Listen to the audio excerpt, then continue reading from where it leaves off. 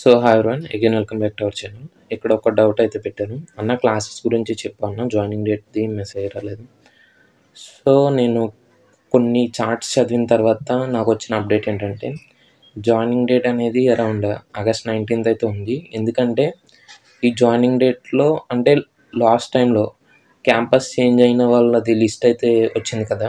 ఆ లిస్ట్లో ఒక క్యాంపస్ చేంజ్ అలాట్మెంట్ ఆర్డర్ అని ఉంటుంది. ఆర్డర్లో reporting date to the campus is 19th or 20th of August అని అయితే ఉంది.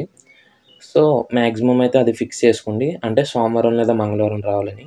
ఇంకా క్లాసెస్ గురించి అంటే ఎప్పుడు స్టార్ట్ అయితే అంటే అరౌండ్ 19th and 20th మీరు వస్తారు కాబట్టి 21st నుంచి అప్రాక్సిమేట్లీ ఈ మంత్ ఎండ్ అంటే 30 వరకు ఓరియంటేషన్ క్లాసెస్ అని అయితే ఉంటాయి.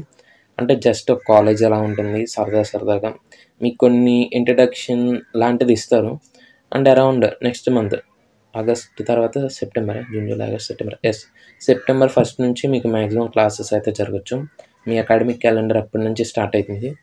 సో ఒకవేళ మీకు ఏమైనా ప్రాబ్లమ్స్ ఉంటే let you try to come August end కల్లా క్యాంపస్కి వచ్చేయడానికి అయితే ట్రై చేయండి. క్లాసెస్ అనేది మీకు సెప్టెంబర్ 1st నుంచి జరిగితే మీకు క్లాసెస్ మీరు ఏ క్లాస్లో పడతారు అండ్ అరౌండ్ 20 సెక్షన్స్ అయితే ఉంటాయి IIIT న్యూజిల్లో ఒక PUC ఫస్ట్ ఇయర్కి.